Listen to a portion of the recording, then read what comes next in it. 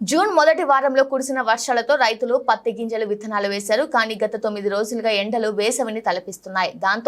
దాంతో తడి అందక గింజలు అరొక్కరుగా మొలకెత్తాయి. అవి కూడా ఎండకు ఎండిపోతున్నాయి. కనీసం ఓ మోస్తారు వర్షమైనా కురవకపోవడంతో మిగిలిన గింజలు గుళ్ళు బారే ప్రమాదం ఉందని తన పంట చేనును కాపాడుకునే వినూత్నమైన ఆలోచనతో జయశంకర్ భూపాలపల్లి జిల్లా కాటారం మండలం చింతకాని గ్రామంలో మందల లక్ష్మారెడ్డి, జగ్గయ్యపల్లి గ్రామంలోని సుబ్బారెడ్డి అనే రైతులు వేరువేరుగా తాము వేసుకున్న 3 ఎకరాల పత్తి గింజలు వేయగా ఎండల తీవ్రతకు చాలా వరకు మొలకెత్తలేదు. దీంతో ట్రాక్టర్ కు అమర్చిన డ్రిపింగ్ స్పేర్ పాట్ సహాయంతో 1000 లీటర్ల ట్యాంకులో నీళ్లు పోసి నీటిని సాళ్ల వెంట పడుతున్నారు. ఇదే పరిస్థితి కొనసాగితే తాము తీవ్రంగా నష్టపోతామని రైతులు వాపోతున్నారు.